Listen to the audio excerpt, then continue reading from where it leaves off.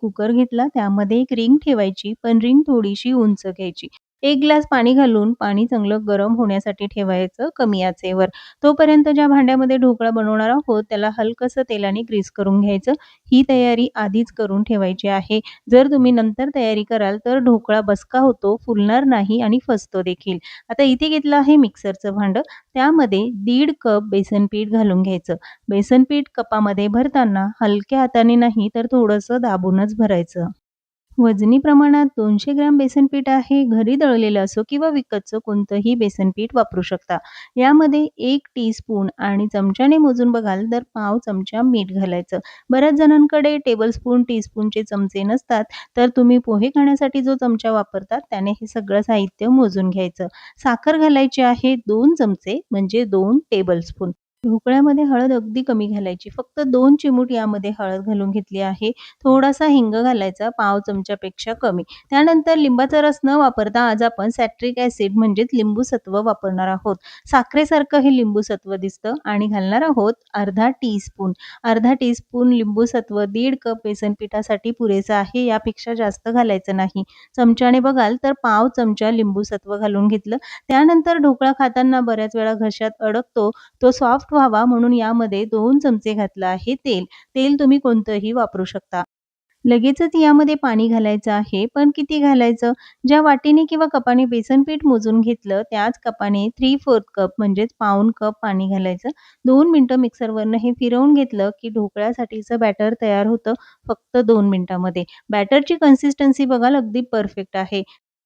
1.5 cup बेसन पीठ त्यासाठी पाऊण कप पाणी पुरेसं आहे. पण जर बॅटर घट्टसर असेल तर 2 ते 3 चमचे पाणी जास्तीचं घालू शकता. आज आपण इनो न वापरता सोडा वापरणार आहोत. तर 1 टीस्पून आणि चमच्याने बघाल तर अर्धा चमचा यामध्ये सोडा घालायचा. त्यानंतर 1 चमचा पाणी घालायचं म्हणजे सोडा ॲक्टिव्हेट होतो आणि लगेचच ते मिक्स करायचं. इथे मात्र जराही वेळ वाया घालवायचा नाही. जसं आपण ते मिक्स करत जातो तर बॅटर बघा छान फ्लफी होतो आणि त्याचा रंगसुद्धा बदलतो. तर एकाच बाजूने हे सतत फिरवत राहून 2 ते 3 मिनिटं चांगलं मिक्स करून घेतलं. बॅटर बघा किती छान फुललं आहे. अगदी चौपट, पाचपट हे बॅटर तयार झालं. ढोकळा बनवताना सोडा अगदी मोजून मापून घालायचा आहे. अजिबात सोडा जास्तीचा घालायचा नाही. त्यामुळे ढोकळा फुलत नाही तर बसका होतो आणि खाताना सोड्याचा एक उग्र स्वाद जाणवतो. त्यामुळे ढोकळा खायला चांगला लागत नाही. 2 मिनिटांमध्ये हे बॅटर तयार होतं. लगेचच डब्यामध्ये घालून घेतलं. ढोकळा वाफवण्यापूर्वी पाणी उकळतं हवं. तर कुकरमधलं हे पाणी चांगलं उकळतं आहे. लगेचच त्यामध्ये डब्बा ठेवून घ्यायचा. कुकरला झाकण लावायचं. बरं झाकण लावताना कुकरच्या झाकणाला जी रिंग असते ती तशीच ठेवायची आहे. फक्त शिट्टी लावायची नाही.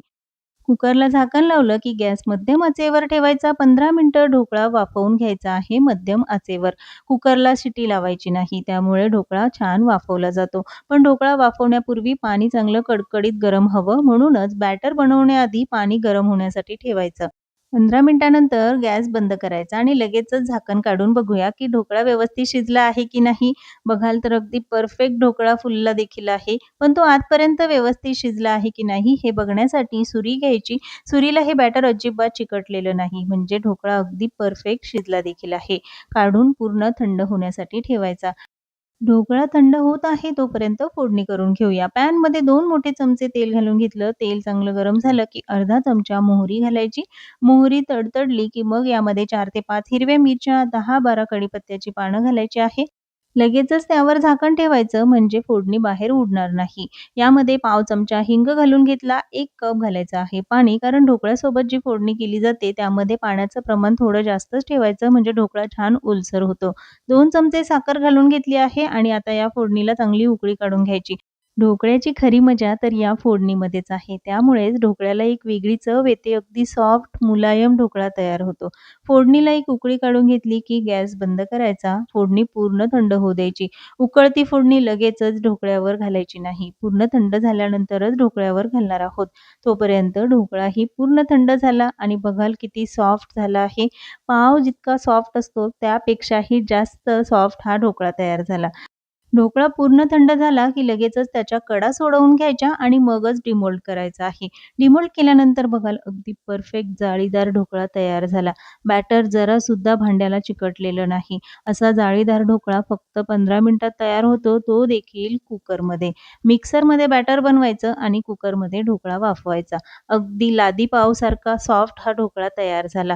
ढोकळा किती सॉफ्ट आहे याचा अंदाज तुम्हाला आलाच असेल. अगदी परफेक्ट जाळीदार ढोकळा, जराही हळदीचे पॅचेस नाही, मस्त फुललेला जाळीदार असा ढोकळा बनवायचा, तर ही रेसिपी जरूर ट्राय करा. फक्त 15 मिनिटामध्ये तयार होतो. मुलांच्या डब्यासाठी असो, नाश्त्यासाठी, मधल्या वेळेत खाण्यासाठी झटपट अशी रेसिपी. पहिल्याच प्रयत्नात अगदी परफेक्ट ढोकळा बनवायचा असेल, तर ही रेसिपी जरूर ट्राय करा. नवशिके असाल, बॅचलर असाल, तरी देखील तुम्ही सहज हा ढोकळा बनवू शकता. बघा किती सॉफ्ट झाला आहे. स्वीट मार्टमध्ये जसा ढोकळा बनतो, तसाच ढोकळा आज आपण घरी बनवलेला आहे, तो देखील 15 मिनिटामध्ये. असा हा जाळीदार ढोकळा बनवायचा. मग ही रेसिपी एकदा जरूर ट्राय करा. ढोकळ्याचा आज आपण असा पदार्थ बनवणार आहोत, की त्यासाठी ढोकळ्याला बिघडावंच लागतं. जरी तुमचा ढोकळा फुललेला असो किंवा नसो, त्यापासून तुम्ही हा पदार्थ बनवू शकता. तर ढोकळ्याचे हे असे तुकडे करून घ्यायचे, अगदी बारीक तुकडे करायचे आहे. त्यामुळे ढोकळा जरी फुलला नाही, तरीसुद्धा तुम्ही बिघडलेल्या ढोकळ्यापासून हा पदार्थ सहज बनवू शकता. तर इथे मी 4 ते 5 ढोकळ्याचे पीस घेऊन त्याचे बारीक असा चुरा करून घेतला आहे आणि त्यानंतर लगेचच पुढची तयारी करणार आहोत. बरं, जर तुम्हाला ढोकळ्यापासून हा पदार्थ बनवायचा नसेल, तर नुसताच ढोकळा खाऊ शकता. तयार केलेली फोडणी पूर्ण थंड झाली, की लगेचच ढोकळ्यावर घालून घ्यायची. पण सगळी फोडणी घालायची नाही, अर्धीच फोडणी घालायची आहे. राहिलेल्या फोडणीपासून आपल्याला दुसरा पदार्थ बनवायचा आहे. तर जी काही उरलेली फोडणी होती, ती पुन्हा एकदा गरम करून घ्यायची. गॅस कमी आचेवर ठेवायचा आणि त्यामध्ये ढोकळ्याचा हा चुरा घालून घ्यायचा आहे. 1 मिनिटं चांगलं परतवून घ्यायचं एकदम कमी आचेवर. त्यानंतर मात्र गॅस बंद करायचा. खमण ढोकळा फोडणीमध्ये व्यवस्थित मिक्स करून घ्यायचा म्हणजे खायला अप्रतिम लागतो. सगळ्यात शेवटी थोडीशी बारीक चिरलेली कोथिंबीर घालायची आणि जेव्हा तुम्हाला हा पदार्थ खायचा तेव्हा मात्र यावर भरपूर शेव घालायचे आहे. कारण या पदार्थाचंच नाव आहे शेव खमण. शेवशिवाय काही या पदार्थाची मजा नाही. थोडेसे डाळिंबाचे दाणे घालायचे, बारीक चिरलेली कोथिंबीर घातली की तयार आहे खाण्यासाठी ढोकळ्यापासून म्हणजेच खमणपासून बनवलेला हा वेगळा पदार्थ. मुलंही अगदी आवडीने खातील कारण नेहमी ढोकळा खाऊन जर तुम्हाला कंटाळा आला असेल, तर ही रेसिपी जरूर ट्राय करा. पण जर नसेलच करायची, तर आपला ढोकळा आहेच अगदी सॉफ्ट, मुलायम, जाळीदार असा ढोकळा.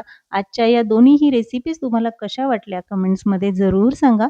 पुन्हा भेटूया एका नवीन रेसिपीसोबत.